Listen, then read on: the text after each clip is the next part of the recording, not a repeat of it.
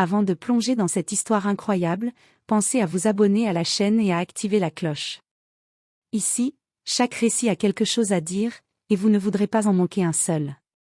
Le restaurant, le Jardin d'Or, était l'un des plus réputés du centre-ville de Chicago. On y voyait souvent défiler des hommes d'affaires, des politiciens et des célébrités locales.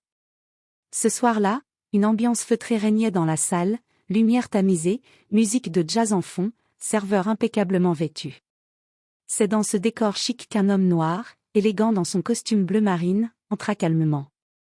Il s'appelait Dr. Marcus Hill, chirurgien reconnu, chef du service de traumatologie à l'un des plus grands hôpitaux de la ville. Malgré ses multiples distinctions et le respect qu'il inspirait dans le monde médical, Marcus restait un homme humble, discret, au sourire calme. Il venait simplement dîner après une longue journée passée à sauver des vies. Mais dès qu'il franchit la porte, les regards changèrent. Un serveur hésita à l'accueillir. Un couple à une table proche chuchota quelque chose, avant de détourner les yeux. Marcus, habitué à ces micro-agressions, fit semblant de ne rien remarquer. Il demanda poliment une table, mais le serveur lui répondit sèchement qu'il devait attendre, que la direction confirme sa réservation, alors que plusieurs tables étaient manifestement libres. Marcus hocha la tête, sans broncher, et s'installa dans un coin du hall. 10 minutes passèrent, puis 15. Pendant ce temps, 2 hommes blancs entrèrent, sans réservation, et furent installés immédiatement. Marcus soupira légèrement. Il sortit son téléphone pour passer un appel, mais soudain, un client se leva brusquement, pointant du doigt. « Et ce type fouille dans son sac. Appelez la police. » En quelques secondes, 2 policiers en patrouille furent appelés sur place. Ils entrèrent en trombe, criant. Les mains en l'air. Pas un geste. Marcus, surpris, leva les mains sans résistance. Les clients le fixaient, certains filmaient avec leur téléphone. L'un des agents, un jeune blanc nerveux, le plaqua brutalement contre le mur, lui arrachant son portefeuille. « Qu'est-ce que vous faisiez ici, hein? Vous croyez pouvoir squatter ce restaurant chic ?» lança-t-il avec mépris. L'autre policier fouilla sa veste, pendant que Marcus tentait calmement de parler. « Officier, je crois qu'il y a un malentendu. Je suis le docteur Marcus Hill, chirurgien à l'hôpital Saint-Maries. »« Ouais, et moi je suis le président, » répondit le policier en ricanant. Les rires de quelques clients fusèrent. Mais tout changea quelques minutes plus tard, lorsqu'un homme entra précipitamment. Un homme d'une 50aine d'années, en tenue de directeur hospitalier, visiblement affolé. C'était le docteur Richard Evans, directeur du Saint-Maries Hospital. Il s'exclama d'une voix tremblante. « Mais qu'est-ce que vous êtes en train de faire? Cet homme est le meilleur chirurgien de tout l'État. Il a opéré le gouverneur la semaine dernière. » Un silence brutal tomba sur le restaurant. Les policiers pâlirent. Marcus, encore menotté, resta immobile, son regard plein de dignité. Ce soir-là, tout le monde au Jardin d'Or comprit une leçon qu'il n'oublierait jamais. Le respect ne se juge ni à la couleur de peau, ni à l'apparence, mais à la valeur d'un être humain. Le ciel de Chicago était encore chargé des nuages lourds d'une journée pluvieuse. Le docteur Marcus il venait de terminer une opération de 12 heures, un jeune garçon accidenté de la route qu'il avait réussi à sauver de justesse. Épuisé mais soulagé, il décida de s'accorder un rare moment de répit. Son restaurant préféré, le Jardin d'Or, n'était qu'à quelques rues de l'hôpital. C'était un endroit réputé, élégant, fréquenté par des gens aisés et des figures locales. Marcus y allait parfois seul, simplement pour savourer un dîner tranquille avant de rentrer. Lorsqu'il entra, vêtu d'un costume bleu marine parfaitement taillé, la salle sembla s'immobiliser un instant. Quelques clients tournèrent la tête. Le serveur à l'accueil, un jeune homme mince nommé Ethan, afficha un sourire crispé. « Bonsoir, monsieur, vous avez une réservation ?» demanda-t-il avec une hésitation perceptible. « Non, » répondit Marcus d'une voix posée. « J'espérais simplement dîner ici ce soir. Je viens souvent, vous savez. »« Ah, je vois, » fit Ethan, évitant son regard. « Mais ce soir, nous avons beaucoup de monde. Je vais devoir vérifier avec le gérant. Pouvez-vous patienter un instant ? Marcus acquiesça poliment. Il savait ce ton, cette prudence déguisée. Il s'assit calmement sur une chaise près de la réception, observant les allées et venues. Quelques minutes plus tard, 2 hommes blancs entrèrent, visiblement sans réservation non plus. Ethan, tout sourire, les salua immédiatement. « Messieurs! Quelle chance, il nous reste justement une table. » Marcus leva les yeux, sans dire un mot. Les 2 clients le regardèrent brièvement, l'un d'eux murmurant quelque chose à l'autre avant d'éclater de rire. Le médecin sentit une pointe d'amertume monter en lui, mais il la retint. Ce n'était pas la première fois qu'il vivait ce genre de situation, il savait qu'y réagir violemment ne ferait qu'alimenter les préjugés. Il se contenta d'observer. Ethan revint enfin vers lui, une expression embarrassée sur le visage. « Monsieur, je suis désolé, mais il semblerait que toutes nos tables soient prises pour le moment. » Marcus regarda autour de lui. Plusieurs tables étaient vides, dressées, prêtes à accueillir des clients. Il fronça légèrement les sourcils. « Vraiment ? » demanda-t-il calmement. « Pourtant, je vois au moins 3 tables libres. » Le serveur se racla la gorge. « Oui, mais elles sont réservées. »« Parfait, » répondit Marcus en souriant. « Je peux attendre, alors. » Ethan sembla gêné par tant de calme. Il s'éloigna rapidement, tandis que Marcus sortit son téléphone pour consulter quelques messages. C'est à ce moment qu'un client, un homme d'affaires corpulent assis non loin, le fixa d'un air soupçonneux. Voyant Marcus fouiller dans sa sacoche, pour en sortir simplement ses lunettes, il fronça les sourcils et chuchota à sa compagne. « Je te dis qu'il prépare un truc louche. Ces types-là, on ne sait jamais. » Quelques secondes plus tard, le même homme leva la main et interpella le gérant, Monsieur Dalton, un quinquagénaire froid et autoritaire. « Monsieur, je crois que cet individu, cet homme là-bas, fouille dans son sac de façon suspecte. Vous devriez vérifier. » Dalton jeta un regard rapide à Marcus, son expression se durcissant. Il s'approcha lentement, ses pas résonnant sur le sol marbré. « Monsieur, puis-je savoir ce que vous faites ici exactement ?» demanda-t-il d'un ton sec. « J'attends qu'on me trouve une table, » répondit Marcus calmement. « Est-ce un problème ? Vous avez une réservation ? Non. Alors vous ne devriez pas traîner ici, monsieur. Ce restaurant accueille une clientèle particulière. » Marcus resta silencieux. Les mots « clientèle particulière » résonnèrent dans sa tête. Il comprit parfaitement ce que cela signifiait. Mais avant qu'il n'ait pu répondre, un autre serveur entra précipitamment, l'air paniqué. « Monsieur Dalton. Un client vient d'appeler la police. Il dit qu'il y a un homme suspect dans le hall. »« Quoi ?» lança Dalton, jetant un nouveau regard sur Marcus. « Oui, ils arrivent dans quelques minutes. » Marcus soupira doucement, sans colère, juste de lassitude. Encore une fois, il savait où tout cela allait mener. Mais ce que personne ne savait encore, c'est que ce soir-là, les policiers allaient humilier le docteur Marcus devant tout le restaurant, et qu'ils allaient ensuite le regretter amèrement. Quelques minutes plus tard, le calme feutré du restaurant fut brisé par le claquement sec d'une porte qu'on ouvre trop fort. 2 policiers en uniforme entrèrent, mains sur leur ceinture, visages fermés. Leurs bottes résonnaient sur le sol de marbre tandis que les conversations s'éteignaient une à une. Tous les regards se tournèrent vers Marcus, resté assis dans le hall, l'air serein mais le regard vigilant. Le plus grand des 2 agents, officier Grant, s'approcha d'un pas lourd. « C'est lui ?» demanda-t-il au gérant. Monsieur Dalton hocha la tête. « Oui, officier. » Il prétendait attendre une table, mais il fouillait dans son sac et refusait de partir quand je lui ai demandé. Grant jeta un regard froid à Marcus. « Debout. Montrez vos mains. »« Officier, il doit y avoir une erreur, » dit Marcus calmement. « Je suis médecin, J'ai dit debout, coupa Grant d'une voix forte. « Vous expliquerez au poste. » L'autre agent, officier Miller, plus jeune et nerveux, s'approcha aussi. En quelques secondes, ils l'encerclèrent. Les clients observaient, certains filmaient déjà avec leur téléphone. Marcus leva lentement les mains. « Je ne résiste pas. Mais je pense que vous devriez vérifier avant d'agir ainsi. » Grant ricana. « Oui, c'est ce qu'ils disent tous. Vous êtes peut-être médecin, mais ici, vous avez un comportement suspect. D'un geste brusque, Grant attrapa le bras de Marcus et le força à se lever. Marcus serra la mâchoire, mais garda son calme. Faites attention, officier, je n'oppose aucune résistance. C'est ce qu'on verra.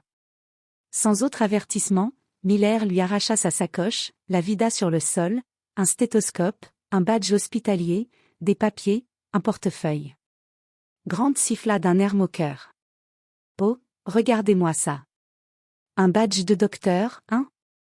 C'est facile à fabriquer, ces trucs. Une femme âgée, assise à une table proche, murmura.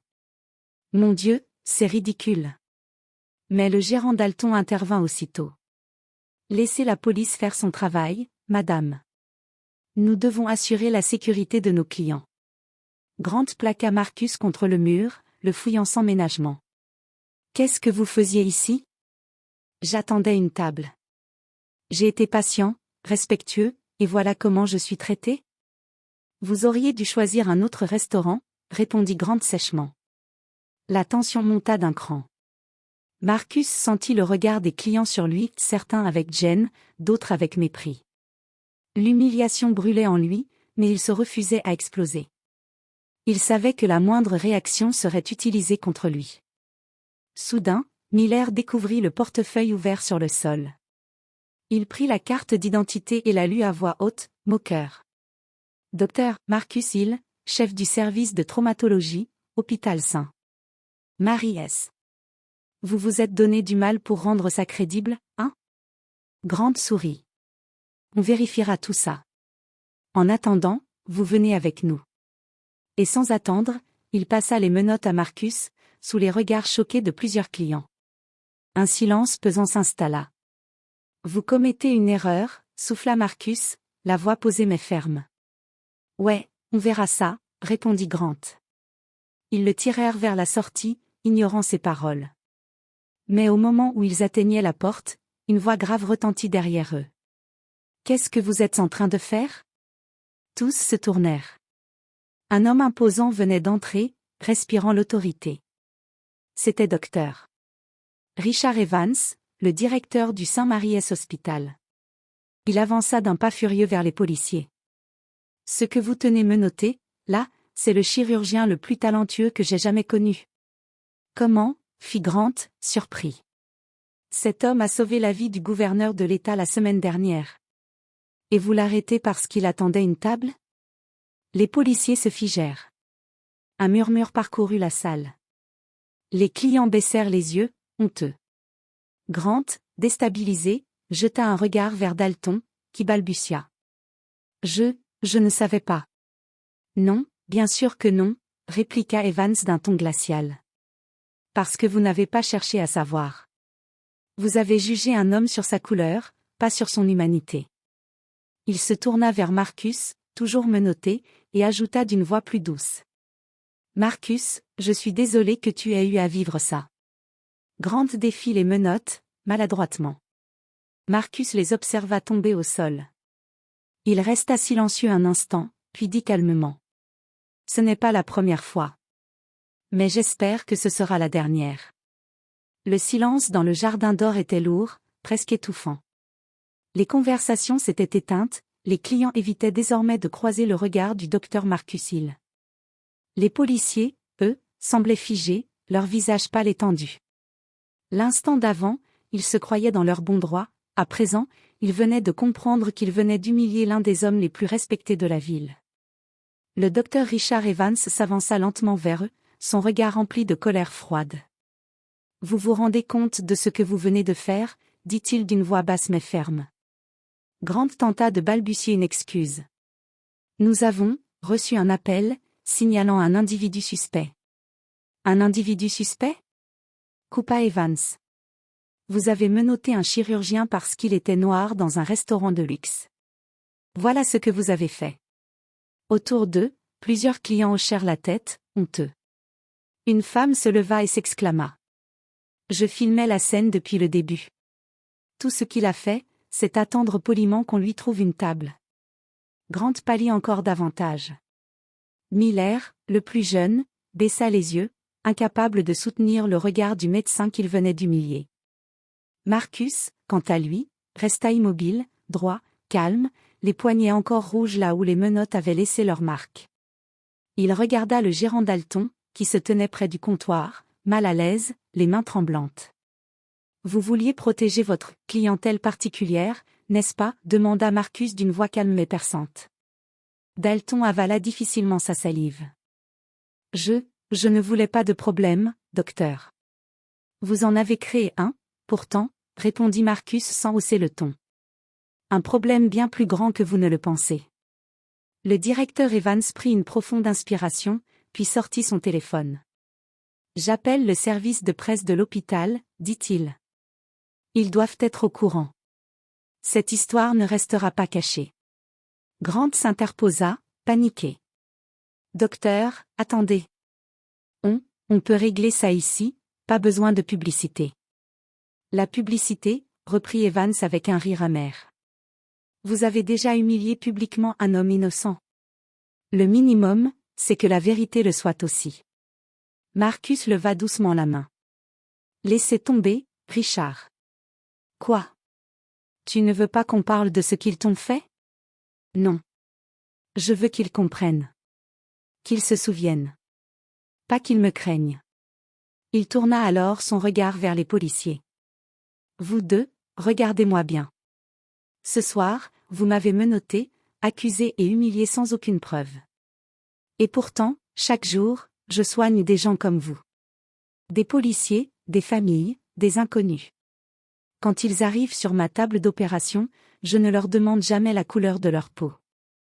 Je me contente de sauver leur vie. » Ces paroles résonnèrent dans la salle, comme un coup de tonnerre silencieux. Personne n'osait bouger. Grant baissa la tête, honteux.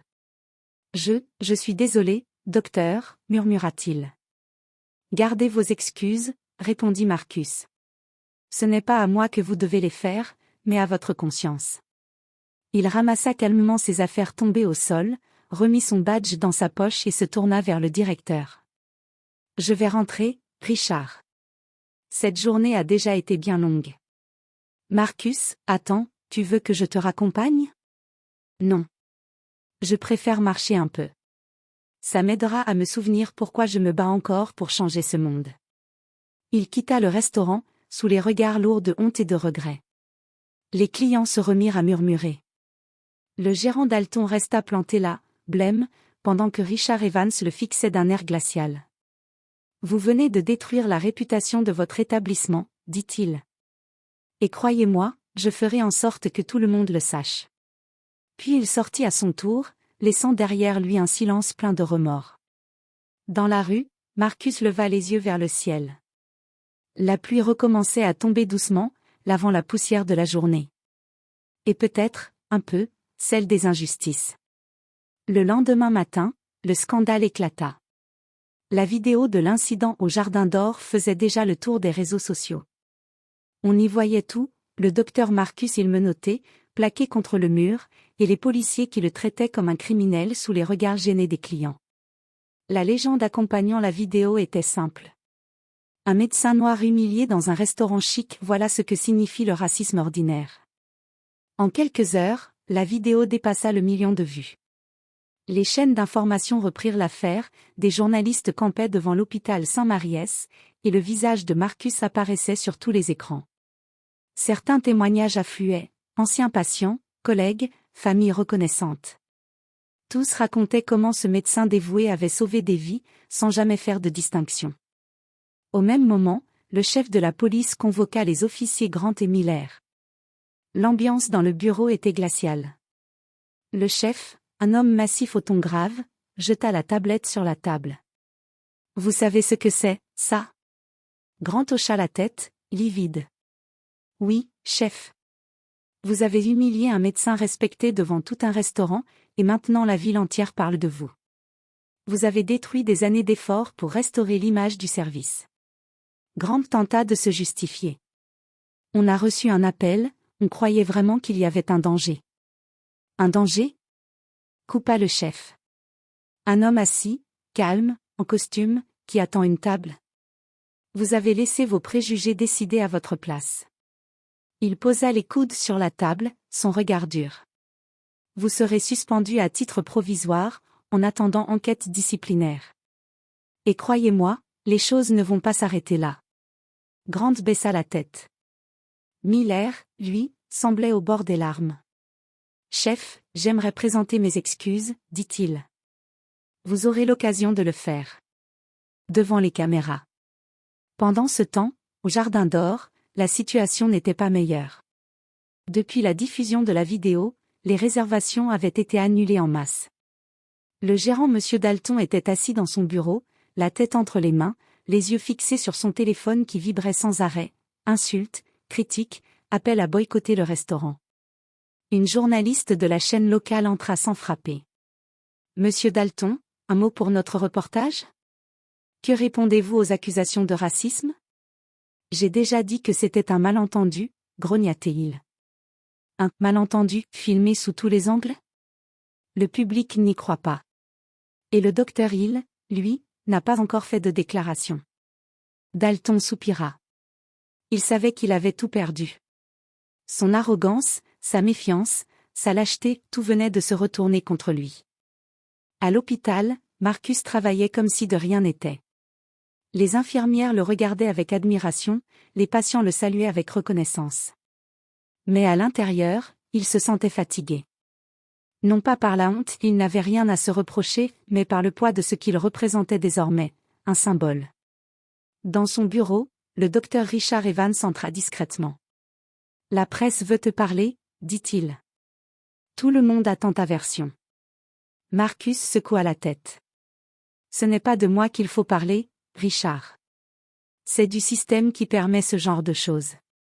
Et que veux-tu faire ? » Marcus se leva lentement, son regard rempli d'une calme détermination. « Organiser une conférence. Pas pour me plaindre, mais pour ouvrir un dialogue. Ce pays n'a pas besoin d'un autre scandale. Il a besoin de conscience. » Quelques jours plus tard, devant des dizaines de caméras, le docteur Hill prit la parole. Vêtu de sa blouse blanche, il s'adressa à la foule avec simplicité. « Je ne suis pas un héros. Je suis juste un homme qui a été traité comme s'il ne valait rien.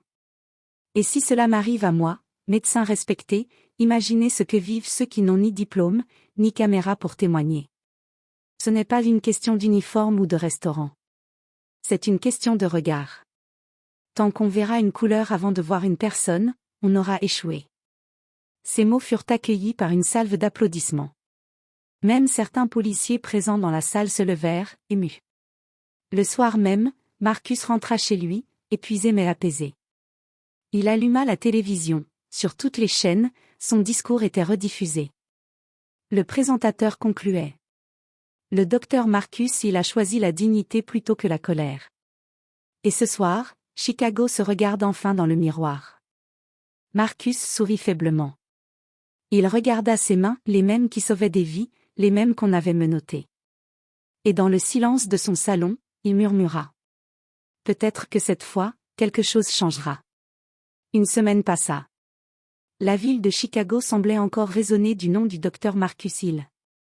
Partout, on parlait de lui, dans les journaux, à la télévision, sur les réseaux sociaux. Certains le qualifiaient de héros, d'autres de symbole.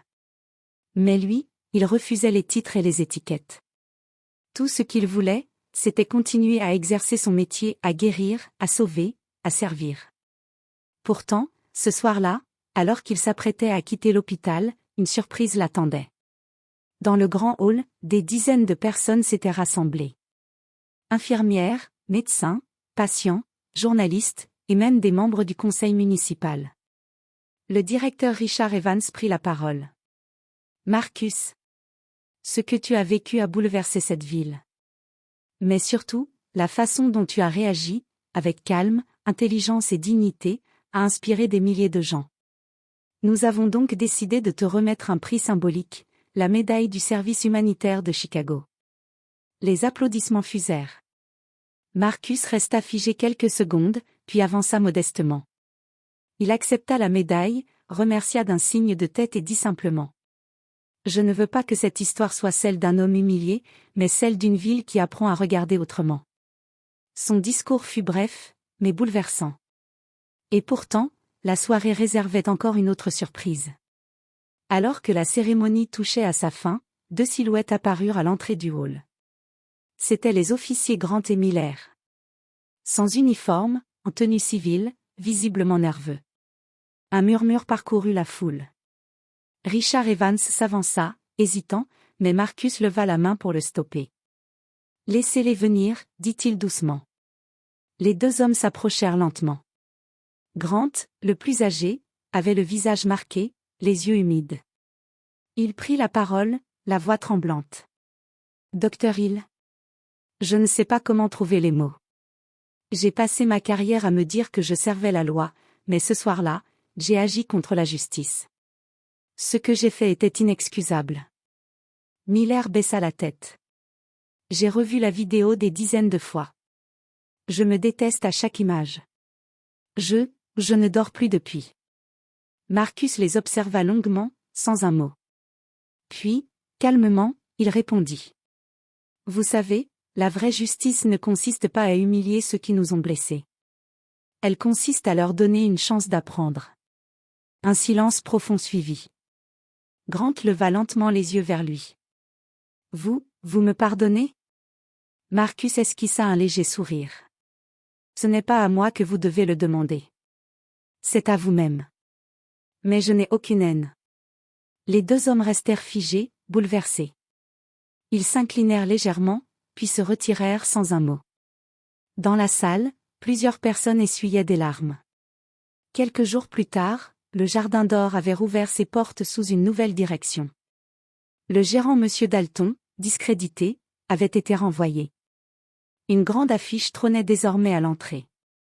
Ici, chaque client est accueilli avec respect. Peu importe son apparence. Parce que la dignité ne se discute pas. Marcus passa devant le restaurant un soir, sans y entrer. Il sourit légèrement, puis reprit sa route. Un mois plus tard, il reçut une lettre inattendue. Elle provenait du bureau du gouverneur. « Dr. Hill, votre courage et votre calme ont honoré notre État. Nous souhaitons vous nommer membre du Conseil de réforme civique, afin d'œuvrer à une meilleure formation éthique des forces de l'ordre. » Marcus resta un moment à lire la lettre, silencieux. Il pensa à tout ce qui s'était passé, la peur, la honte, la colère, puis la paix. Ce qui avait commencé comme une humiliation était devenu un mouvement d'éveil collectif. Ce soir-là, dans son bureau, Marcus regarda par la fenêtre.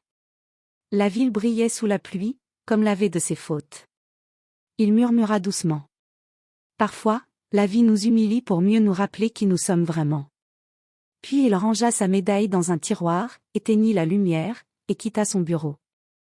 Non pas comme une victime, mais comme un homme debout. Et comme le symbole vivant d'une justice qui ne se venge pas, elle est claire.